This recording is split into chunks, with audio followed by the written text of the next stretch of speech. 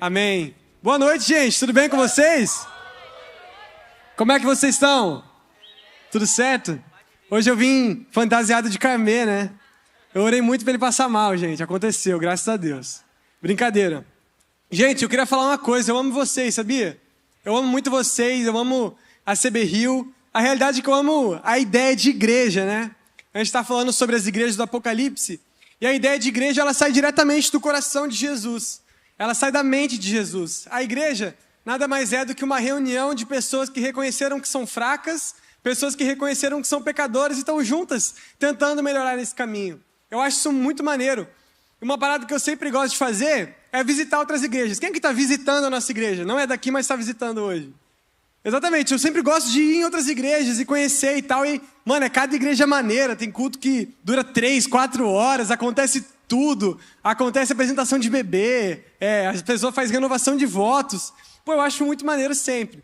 E uma coisa que eu também gosto é quando eu tô andando nas ruas, é ficar vendo o nome das igrejas, sabe? E eu sempre acho uns nomes muito legais. Eu separei alguns nomes que eu fiquei pesquisando para ver os nomes mais legais. Olha que maneiro, esses nomes aqui, ó. Tem aí? Igreja Evangélica Pentecostal Cristã, ore com moderação. Pô, eu acho isso bom demais, mano. Como se a galera estivesse orando muito, né? Tem a igreja Assembleia de Deus, Pai, Filho, Espírito Santo e Pastor Vanderlei. Tipo assim, muito bom. E essa aqui, ó, Igreja Mocotó com Giló, Maná do Céu. Pô, isso é bom demais. E quando você tá, geralmente, andando na rua, eu acho que os nomes que mais tem, tava até falando com o Carmê e com a Laís, geralmente é Igreja Sião, tem muita igreja Jerusalém e tem muita igreja Filadélfia. Porque a realidade é que das 7 cartas de Apocalipse, Filadélfia é a que Jesus mais gosta. A real é que Filadélfia é a igreja, parece ser a favorita de Jesus do que ele está falando. A gente vai entender o porquê. Mas, geralmente, eu estou na rua e tem muita igreja Filadélfia, né? É a igreja que todo mundo quer ser. Então, a gente vai falar sobre a igreja de Filadélfia. Então, abra suas Bíblias em Apocalipse, no capítulo 3. Apocalipse 3.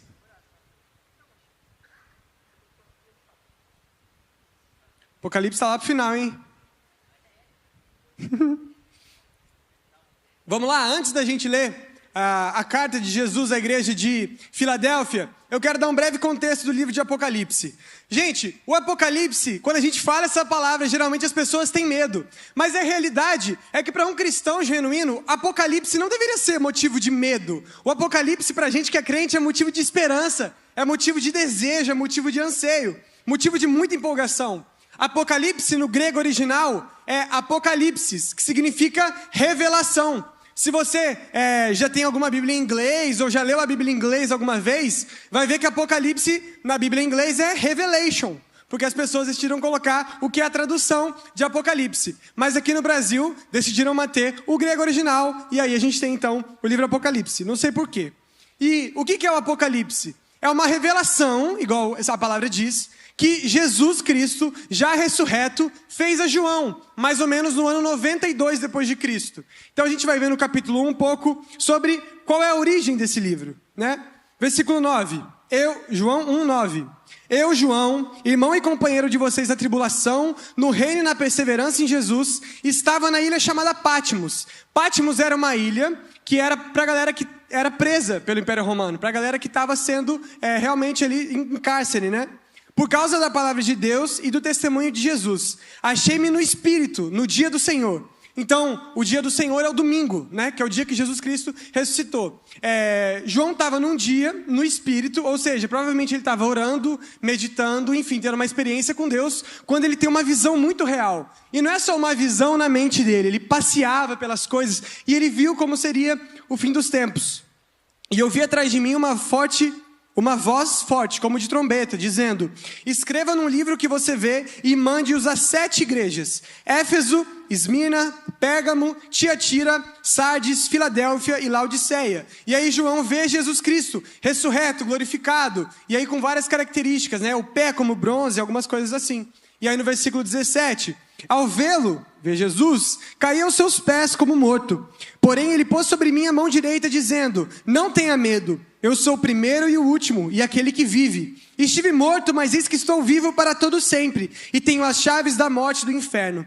Escreva, pois, as coisas que você viu e as que hão de acontecer depois dessas.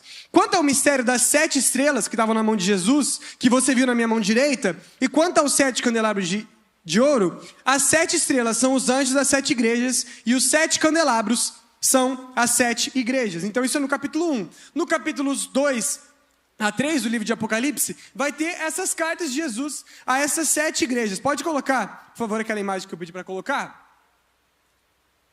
Do mapa?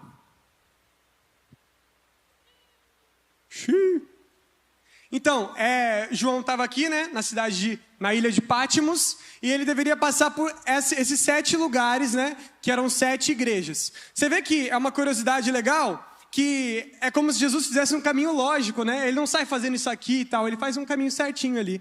E essas 7 igrejas foram fundadas pelo apóstolo Paulo, como Éfeso, ou por influência direta pelo apóstolo Paulo. Como é que a gente sabe isso? Lá em Atos 19, versículo 10, fala: Paulo fez isso durante 2 anos, evangelizar, de modo que todos os habitantes da província da Ásia ouviram a palavra do Senhor, tanto judeus como gregos. Então foi Paulo que fundou essas igrejas. E aí já passou alguns anos, já tem provavelmente centenas de igrejas naquela época.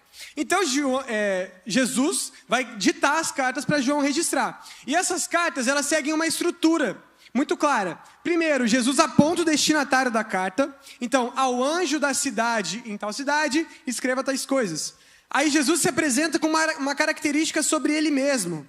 Jesus fala que conhece as obras da igreja, Jesus elogia as obras boas e repreende as obras más das igrejas, convoca a igreja ao arrependimento e à mudança, e convoca a igreja a ouvirem as suas palavras com a frase: quem tem ouvidos, ouça o que o Espírito diz às igrejas. E por último, Jesus vai fazer uma promessa ao vencedor. Lá no final dessa mensagem a gente vai ver quem de fato são os vencedores. Então, na primeira semana, o Arthur falou sobre a igreja de Laodiceia, que era uma igreja que dava nojo a Jesus a ponto dele vomitar da boca dele, porque ela não era nem fria nem quente. Na segunda semana, o Carmê falou sobre a igreja de Éfeso, que era uma igreja muito boa, teologia e tal, a galera servia muito bem, mas eles tinham perdido o primeiro amor. Eles não estavam mais amando uns aos outros e amando a Deus como era no início. Na terceira semana passada, o Carmê falou sobre a igreja de Sardes, que era uma igreja que achava que estava viva, mas na realidade ela estava morta. E tinha o ponto positivo dessa igreja, é que tinha umas pessoas lá que ainda realmente amavam Jesus. E aí hoje, para finalizar, eu vou falar sobre a igreja de Filadélfia. Então, Apocalipse 3, versículos 7 a 13. Vamos lá? Assim diz a palavra do Senhor. Ao anjo da igreja em Filadélfia, escreva: essas coisas diz o santo, o verdadeiro, aquele que tem a chave de Davi, que abre e ninguém fechará, e que fecha e ninguém abrirá. Conheço as obras que você realiza. Eis que tenho posto diante de você uma porta aberta, a qual ninguém pode fechar.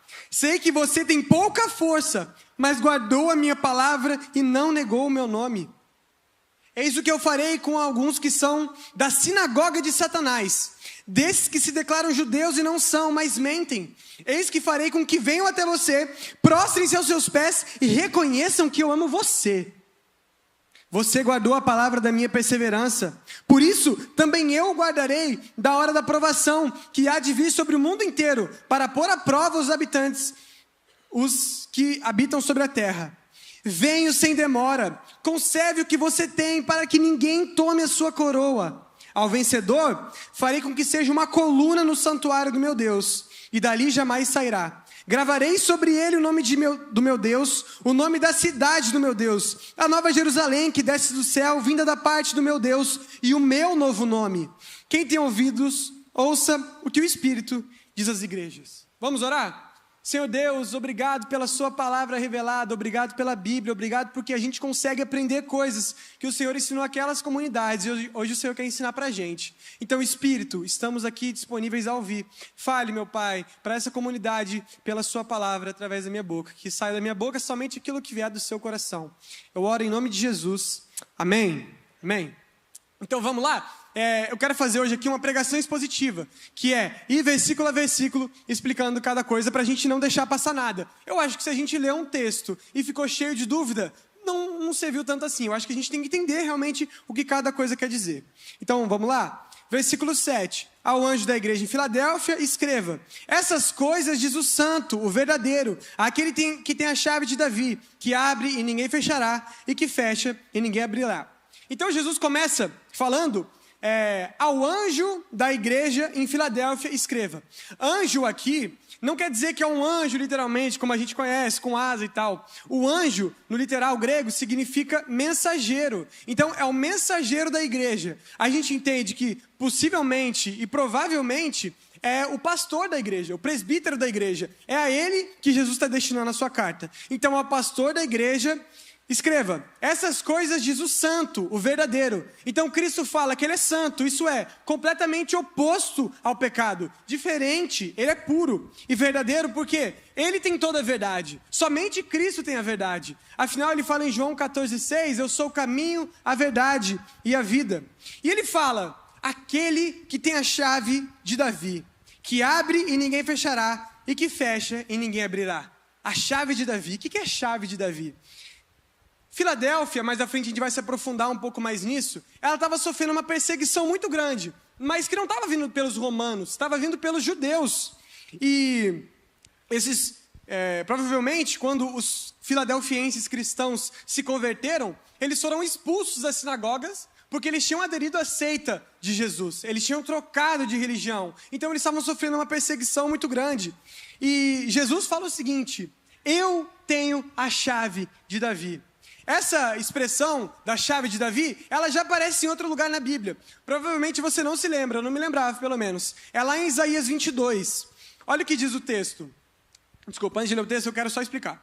Então, em Isaías 22, fala sobre um cara que é o administrador do palácio do rei.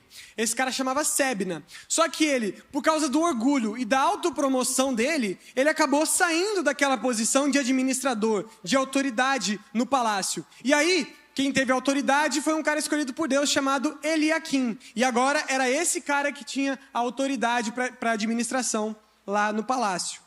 Então, Isaías 22, 20. Naquele dia chamarei o meu servo Eliaquim, filho de Ilquias. Eu o vestirei com a túnica que você usava. Irei cingi-lo com a faixa que era sua e lhe entregarei nas mãos o poder que você tinha. Então, a chave de Davi é o poder, a autoridade. Ele será como um pai para os moradores de Jerusalém e para a casa de Judá. Porei sobre o ombro dele a chave da casa de Davi. Ele abrirá e ninguém fechará. Ele abrirá e ninguém fechará, fechará e ninguém abrirá. Então aqui é falar da mesma coisa. O que Jesus está querendo dizer então? Eu tenho as chaves do reino de Davi. Diante de uma comunidade de judeus que estavam perseguindo e falando, vocês não vão para o céu porque vocês não guardam a lei de Moisés. Jesus fala, ei, eu que tenho a chave de Davi. Está comigo. Isso significa o quê? Que Jesus que manda e desmanda. Jesus está reivindicando a autoridade. Então, diante de pessoas que estavam lá sendo perseguidas e ouvindo, vocês não vão para o céu, Jesus fala, ei, eu que mando aqui. Isso é muito legal. Quantas vezes, talvez pessoas, geralmente são as mais próximas, falam, olha, cara, você não vai para o céu. Você não vai para o céu, porque eu vejo o jeito que você age comigo. A gente tem muito porteiro no céu, né? Muita gente que quer definir quem entra ou não entra no céu. Quem são os seus acusadores? É a sua família? São amigos? São pessoas que já falaram que você não é digno do céu, como se elas fossem? Mas eu vou além. Quem é você para falar para alguém se ela deve ir para o céu ou não deve? Você tem autoridade alguma sobre o reino de Deus? Quem é você para chegar no assassino que seja e falar, esse cara não merece o céu? Afinal, você merece? A autoridade está no reino, está nas mãos de Jesus. A casa de Davi, o céu, quem define quem entra sou eu. Lembre-se de Paulo. Não foi Paulo, aquele assassino de cristãos que matava os filhos de Jesus. Mas Jesus falou, ei, você é meu agora. E está lá, Paulo, no céu, virou uma referência para todos nós cristãos. Então, quem é você para fechar a porta do céu? Você não abriu ela, quem abriu foi Cristo. A salvação vem somente através dele. É ele quem fala, entra. É ele quem fala, entra, mas também é ele que fecha. Para quem não quer. Para quem rejeita. Para quem fala, não, eu não quero me submeter a você. A realidade bíblica é essa. Ele fecha para aqueles que querem pular o muro da salvação e procurar um plano B. Mas ei, escuta aqui. A salvação, ela não pode ser alcançada por meio da pregação da natureza, por meio da pregação de outros deuses, por meio de lei, porque senão ninguém alcança. Às vezes as pessoas mentem para si mesmas e falam, não, eu adoro meu Deus. E no fim das contas, é como se Jesus olhar para mim. Eu fui tão fiel a meu Deus que no fim das contas é como se eu tivesse sido fiel a Jesus. Não é. A porta é estreita. Tem uma porta estreita e uma porta larga. Uma porta delas é Jesus, a porta estreita. Poucos entram. A porta larga, muitos entram. Mas ela leva à perdição. Não existe salvação por meio de orar, rezar tantas Ave Marias ou tantos Pai Nossos. Não existe salvação se você é bonzinho ou se julga bonzinho. Só existe salvação em Cristo exclusivamente. Amém? Amém. Só a igreja santa entra pela porta dos céus. Só a igreja santa. E essa igreja é a igreja dos fracos, sabia? É a igreja dos fracos. Versículo 8. Conheço as obras que você realiza. Eis que tenho posto diante de você uma porta aberta, a qual ninguém pode fechar. Sei que você tem pouca força, mas guardou a minha palavra e não negou o meu nome. Então Jesus fala, eu conheço as obras que você realiza. Eu sei o que está no seu coração. Eu sei o que você está fazendo. E por isso eu coloco uma porta aberta, a qual ninguém pode fechar. Se você olhar um pouquinho mais à frente, vai ter Apocalipse 4, que vai falar que João é chamado pelaquela mesma voz de trombeta e entra naquela porta aberta. E quem está lá? Deus Pai no trono, Jesus Cristo à direita do Pai e anciãos cantando, Santo, Santo, Santo, Santo, a canção que nunca parou. É por essa porta que a igreja vai entrar. E não tinha judeu que podia falar, vocês não merecem, porque a autoridade estava nas mãos de Cristo. João entra para o trono e lá está Deus, o Deus que os judeus rejeitaram e que os humildes e fracos filadelfienses tinham. A porta do céu, ela está aberta para os humildes, para aqueles que reconheceram eu sou fraco, não para aqueles que se dizem ser forte.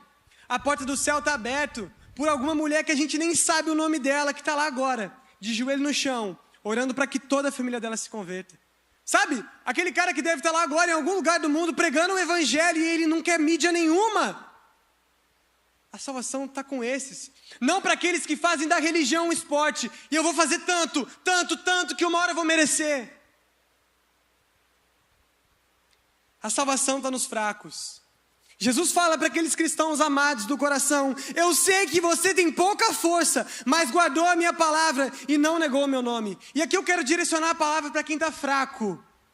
Mas eu não quero falar com você que está fraco por causa dos seus pecados. Para você que está fraco por causa da sua rotina. Eu quero falar para você que está fraco por causa da santidade. Por guardar a palavra de Deus. Por suportar tentação. Por suportar provação. Ei, Jesus te ama muito. Jesus te ama muito. Talvez você seja como aqueles de Filadélfia. Um cristão genuíno. Um cristão verdadeiro. Mas está fraco. Afinal, como não ficar fraco? Como não ficar fraco?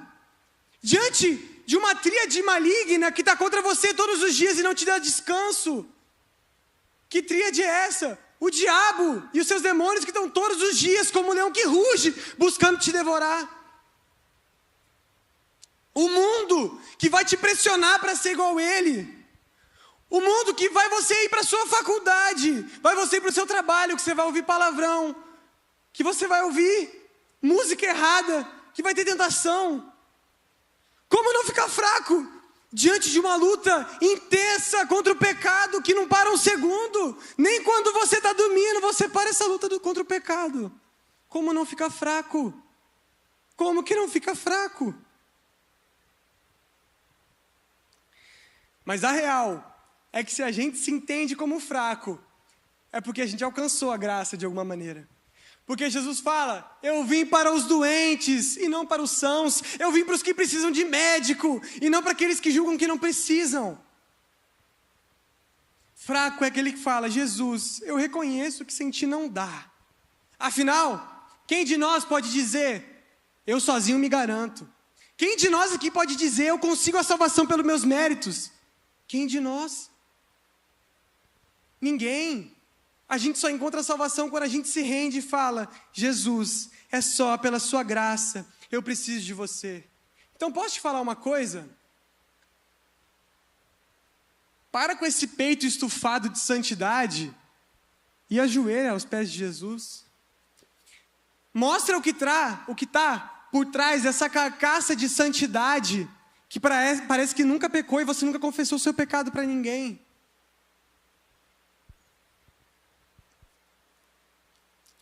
A gente vem aqui todo sábado, todo domingo, toda quarta, e a gente está vivendo como se a gente não pecasse. Faz o seguinte, abaixa a cabeça, se curva e fala, cara, eu errei nisso aqui, eu preciso da comunidade, eu preciso confessar o meu pecado para encontrar cura. Adão, Eva, para de tirar as folhas das árvores e tampar a sua nudez, e vai confessar o seu pecado para encontrar misericórdia.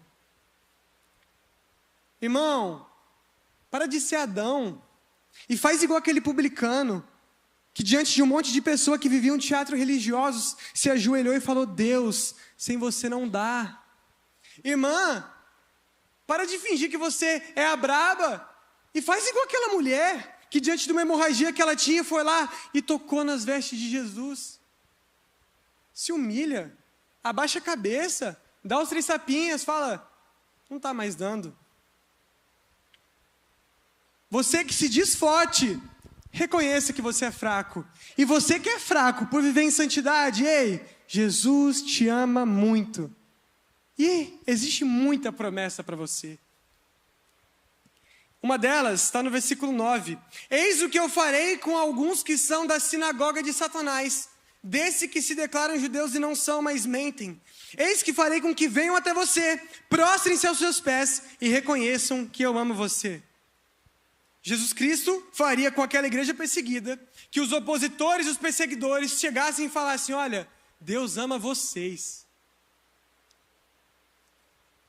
Os judeus de Filadélfia achavam que Deus estava do lado deles. E apontavam, vocês vão para o inferno, porque vocês aderiram à seita do Nazareno. Enquanto na realidade, eles não eram judeus. O judeu verdadeiro é aquele que se rende a Jesus. Porque toda a Escritura fala sobre Jesus. O verdadeiro judaísmo é Cristo. Mas aquelas pessoas, elas tinham abandonado isso. E elas rejeitavam o Messias. Se eles fossem judeus verdadeiros, eles teriam se rendido a Jesus. Mas porque não eram, agora eles viraram sinagoga de Satanás. O que é isso? Um instrumento do diabo para matar aqueles que se dizem de Cristo. Há quem pense que existe salvação fora de Cristo, como se os judeus fossem nossos irmãos, afinal, eles são um povo do Antigo Testamento, né? E eu não vou falar, não dá para negar que existem promessas ainda em relação ao povo de Israel. Mas é a realidade, meu irmão, é que se não passar por Cristo, não é igreja. Romanos 2, 28 e 29, Paulo vai explicar quem é o verdadeiro judeu, o verdadeiro integrante do povo de Deus. Portanto, eu pergunto, quem é judeu de fato e circuncidado de verdade? É claro, não é aquele que é judeu somente por fora e circuncidado só no corpo. Pelo contrário, o verdadeiro judeu é aquele que é judeu por dentro, aquele que tem o coração circuncidado. E isso é uma coisa que o Espírito de Deus faz e que a lei escrita não pode fazer. E o louvor que essa pessoa recebe não vem de seres humanos, mas vem de Deus. O verdadeiro povo em Filadélfia não era os crentes, o verdadeiro povo de Deus da Filadélfia não eram os judeus, eram os humildes e fracos de Filadélfia. Eu acho isso muito maneiro. Eu acho isso muito legal. E a promessa é, um dia esses ímpios vão chegar diante de você e vão falar, Deus realmente amava você. Você estava certo o tempo inteiro. Sabe por quê? Porque a gente que é igreja, a gente sofre. Sofre perseguição, é tido como retrógrado, é tido como maluco. A gente que é igreja, a gente é tido como ultrapassado, como preconceituosos pelos nossos posicionamentos. E existem cristãos que se dizem cristãos, que têm realmente posicionamentos preconceituosos. Mas eu não falo deles, eu falo de quem realmente defende o que está na palavra de Deus. A promessa é, um dia os ímpios hão de reconhecer que a igreja estava certa o tempo todo. Isso é muito maneiro, isso é muito maneiro. Os zombadores vão falar, cara, não deveria ter feito isso. Aqueles caras estavam certos o tempo inteiro. É a redenção da igreja. Então, versículos 10 a 11. Você guardou a palavra da minha perseverança. Por isso também eu guardarei na hora da provação que há de vir sobre o mundo inteiro para pôr a prova os que habitam sobre a terra. Venho sem demora. Conserve o que você tem para que ninguém tome a sua coroa. Jesus está falando, vocês realmente perseveraram. E Jesus fala que ia ter uma catástrofe, que ia colocar a vida de todas as pessoas no mundo em xeque. A gente não sabe o que é isso. Eu procurei bastante, são várias visões diferentes. Mas se é para aqueles filadelfienses daquela época, queria acontecer, sei lá, alguma pandemia, alguma coisa, ou se é para a gente hoje em dia, não importa. Fato é que Jesus guarda e protege a sua igreja. E a promessa é, venho sem demora. Kevin, são 2000 anos, não está na hora. Se chegar agora, é apressado. Ele vem na hora certa, porque Jesus não atrasa. Lembra quando ele chegou lá? 4 dias depois de Lázaro ter morrido, ele chegou na hora, ele não demorou. Quem é você para achar que Jesus está demorando? Sabe por quê? Porque para Laodiceia, para Sardes, para Tiatira e para os ímpios, a volta de Cristo é motivo de pavor, de ranger de dentes. Mas para a gente que é crente, é motivo de alívio, é motivo de, finalmente, é motivo de esperança. Então, sempre que a palavra de Deus mostra a volta de Jesus, vem acompanhado de um chamado à santidade. E Jesus fala aqui, conserve o que você tem. Continua guardando a minha palavra, continua vivendo em santidade. Casais, continuem se guardando até o casamento. Vale a pena. Evangelistas, continuem evangelizando, mesmo sem ver resultado. Pastores, preguem mesmo sem ninguém prestar atenção. A mensagem de Deus é, continua, continua, continua, continua. Gente, quantas vidas não teriam sido poupadas se os cristãos verdadeiros ouvissem esse continua e se apegassem às promessas? Quantas famílias não teriam sido destruídas? Quantos casamentos não iriam ter acabado? Quantas vidas não teriam se suicidado? Se ouvisse o continua, continua. Vale a pena. Por que vale a pena? Porque há promessas. Versículos 12 e 13. Ao vencedor, farei com que seja uma coluna no santuário do meu Deus, e dali jamais sairá.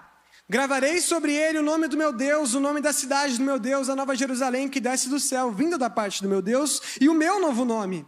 Quem tem ouvidos, ouça o que o Espírito diz às igrejas. Então aqui para fechar, quero explicar que para essas promessas existem 2 pontos que a gente tem que entender do aspecto cultural e local da época para a gente entender o que Jesus está falando. Em primeiro lugar, a cidade de Filadélfia passava por muitos terremotos. Era uma cidade onde as pessoas tinham medo de ficar morando na cidade. E às vezes pegavam tendas e tinham que morar fora da cidade. A história mostra que existiu um terremoto que aconteceu lá no ano 17, que afetou a cidade de Sardes, que era pertinho lá, igual a gente mostrou, e também a cidade de Filadélfia. Então as pessoas sabiam que era instabilidade, elas sabiam que era medo, elas sabiam que era você estar na sua casa e do nada seu teto pode cair, sua parede pode desmontar, sei lá como é que fala. E a cidade, ela também trocava de nome direto. cada vez que chegava o imperador, mudava o nome da cidade. Então a cidade era Filadélfia, depois foi chamada de Neo-Cesareia, que é a nova César, e depois ela foi chamada de Flávia. Sei lá, o nome era Flávia, né? E aí Jesus fala, no versículo 12, ao vencedor farei com que seja uma coluna no santuário do meu Deus, e dali jamais sairá. Então, diante de um público que sabia muito bem o que era instabilidade, Jesus fala, vocês vão ser colunas. A coluna é o que faz não cair, aquela coluna lá faz tudo lá não cair. Vocês vão ser colunas na presença de Deus. Isso é, vocês vão ser completamente estáveis na presença de Deus. Isso é motivo de um alívio tão grande. Gente, não vai ter carne, não vai ter pecado. É um alívio. Gravarei sobre ele o nome do meu Deus, o nome da cidade do meu Deus. A nova Jerusalém que desce do céu, vinda da parte do meu Deus. E o meu novo nome. Então, diante da cidade que não tinha nenhuma identidade, pelaquela troca de nome, Jesus fala bem assim, olha, eu vou gravar em você o nome do meu Deus, o nome da cidade do meu Deus, que é a Nova Jerusalém. Olhando para Apocalipse 21, Nova Jerusalém é a capital do céu, tá? Então, eles teriam isso gravado neles e o nome de Jesus. Cara, se é um nome tipo tatuagem, eu não sei, mano. Eu sei que a gente vai ter o nome dele. As pessoas também acham que o nome naquela época envolvia o caráter da pessoa, sabe? O que a pessoa era realmente. E o que também não está errado, porque a gente vai ser como Deus é, como Jesus é. Não em aspecto de divindade, mas em aspecto de santidade, assim como Jesus é, né? Então, e também fala, né? E o meu novo nome. Aqui eu não estou ficando maluco. Jesus está literalmente falando que ele vai ter um novo nome. É uma realidade que poucas pessoas comentam. Mas o livro do Apocalipse fala isso. E a gente vai ter esse nome em nós. Então, quem tem ouvidos, ouça o que o Espírito diz às igrejas. Para finalizar. Ei, você que é amado por Cristo e que está vivendo em santidade, e por viver em santidade está fraco, Jesus te ama. E para você que está andando pela porta estreita, que ainda não tomou uma decisão de fazer uma aliança com Cristo, ei, ouça o que o Espírito diz no seu coração, se entregue ao Evangelho, se renda aos pés de Cristo e fala, toma a minha vida. Lá no capítulo 22, nos versículos 16 e 17, está escrito, eu, Jesus, enviei o meu anjo para anunciar essas coisas a vocês nas igrejas. Eu sou o famoso descendente do rei Davi, sou a brilhante estrela da manhã.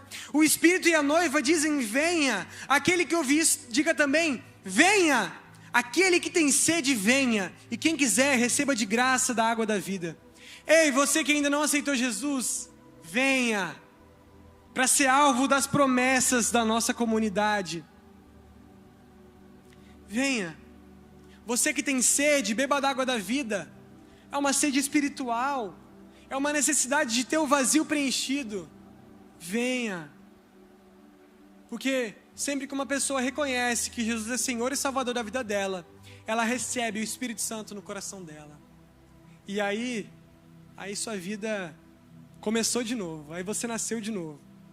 Venha nascer de novo. Feche seus olhos.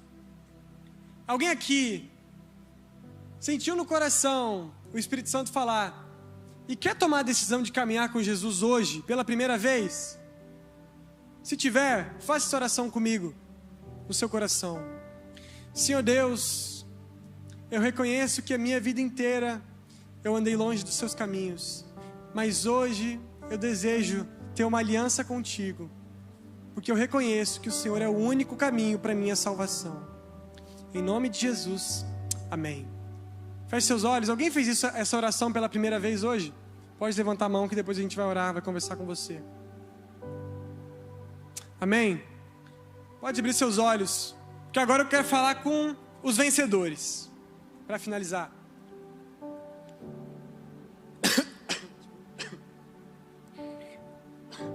Uns 5, 10 anos antes, João, ele tinha escrito uma carta aos cristãos. Essa carta é 1 João. E lá no capítulo 5, ele fala sobre quem vence o mundo. 1 João 5, 4 e 5. Porque todo o que é nascido de Deus vence o mundo. E essa é a vitória que vence o mundo, a nossa fé. Quem é o que vence o mundo, senão aquele que crê que Jesus Cristo é o Filho de Deus? Ou seja, quem é o vencedor? É quem nasceu de novo. É quem já aceitou Jesus. Esse é o vencedor. Quantos aqui são vencedores? Amém? E eu quero te mostrar então as promessas prometidas a você que tem o Espírito Santo no seu coração. Eu quero ser, sabe quando você, não que a gente faça isso, né? Mas a gente compra uma casa e aí essa casa vai ser construída depois de, sei lá, uns 5 anos e vem o corretor te apresentar as coisas boas que você vai usufruir quando você estiver nessa casa. É isso que eu quero fazer. Falando sobre as promessas ao vencedor de cada igreja do Apocalipse. Pode colocar lá. Tem aí? Éfeso, você terá vida eterna. O texto diz: ao vencedor darei o direito de se alimentar da árvore da vida que se encontra no paraíso de Deus. Essa árvore da vida, quem se alimenta dela é quem vai ter vida eterna. Você vai ter vida eterna. O céu não é temporário, o céu é definitivo. Segundo, escrevendo a Esmirna, Jesus fala: o vencedor de modo nenhum sofrerá o dano da segunda morte. Você não vai para o inferno. Sua vaga no céu é garantida, se você realmente tem o Espírito Santo. Porque quem começa a obra não para no meio. Terceiro lugar, Pérgamo. Ao vencedor darei do maná escondido. Também lhe darei uma pedrinha branca, e sobre essa pedrinha um novo nome escrito, o qual ninguém conhece, exceto aquele que o recebe. Então a pedrinha branca naquela época significava absolvição diante de um julgamento. Então vai chegar o julgamento de Deus contra você, e você vai ser absolvido pelos méritos de Cristo. Ei, você vai ser absolvido no juízo final, e você vai ter um novo nome. Eu não sei qual vai ser meu nome ainda. Queria que fosse Yuri Alberto. Tô brincando. Quarto lugar, Tiatira. Ao vencedor que guardar até o fim as minhas obras, eu lhe darei autoridade sobre as nações, e com cetro de ferro as governará, e as reduzirá a pedaços como se fossem objetos de barro. Assim como eu também recebi a autoridade do meu Pai, eu lhe darei ainda a estrela da manhã. Você vai governar o mundo na eternidade. E não experimentará mais o pecado, e portanto o afastamento de Deus. Isso é para sempre. Gente, ouve o que eu estou falando. Ouça o que o Espírito Santo está falando. Sardes, o vencedor será assim vestido de branco, e de modo nenhum apagarei o seu nome do livro da vida. Pelo contrário, confessarei o seu nome diante de meu Pai e diante dos seus anjos. Quem tem ouvidos, ouça o que o Espírito diz às igrejas. Então, o vencedor vai ser a noiva de Cristo, ele vai ter o seu nome confessado diante do Pai, e no dia do juízo, não vai ter o seu nome apagado do livro da vida. Isso é maravilhoso. Afinal, agora indo para outro texto, Romanos 10, 9 e 10, fala que todo aquele que confessar que Jesus Cristo é o Senhor, esse vai alcançar a vida eterna. Então, se você confessou aqui, Jesus Cristo é o meu Senhor, Jesus vai reconhecer, esse é o meu filho, diante de Deus. Cara, isso é maravilhoso. Filadélfia, a gente já leu. Você nunca vai sair da presença de Deus, coluna. Você habitará para sempre na Nova Jerusalém. E o nome de Deus e de Cristo estará em você. E para Laodiceia, a última igreja. Ao vencedor darei o direito de sentar-se comigo no meu trono, assim como eu também venci e me sentei com meu Pai no seu trono. O vencedor sentará com Cristo no trono dele eternamente. Quantas promessas maravilhosas a gente tem pra gente. Como a canção fala, incomparáveis são tuas promessas para mim. Feche seus olhos, vamos agradecer. Deus Pai, quão gracioso o Senhor é, meu Pai, porque a gente é fraco, porque a gente não merece, mas o Senhor nos salvou, e ainda por cima prometeu tanta coisa boa pra gente, e se a gente persevera aqui é porque o Seu Espírito Santo nos dá força para isso, Pai. Jesus, Glorificado é o seu nome, Pai. Obrigado por tantas maravilhosas promessas o Senhor tem dado a nós. Te amamos. Obrigado, em nome de Jesus. Amém.